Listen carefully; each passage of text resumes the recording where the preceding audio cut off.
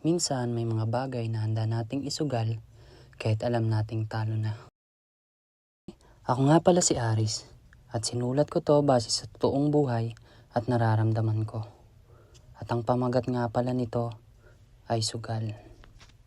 Ikaw, handa ka bang sumugal para sa taong gusto mo? Sugal. 5 letra na sobrang halaga sa iba. 5 letra na paulit-ulit mong gagawin kapag nagmahal ka.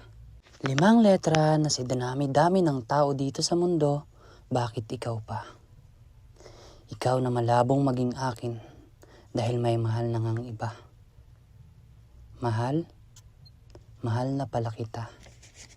Kahit kita ko sa mga kilos mo na handa ka ding sumugal, pero sumugal lang sa kanya.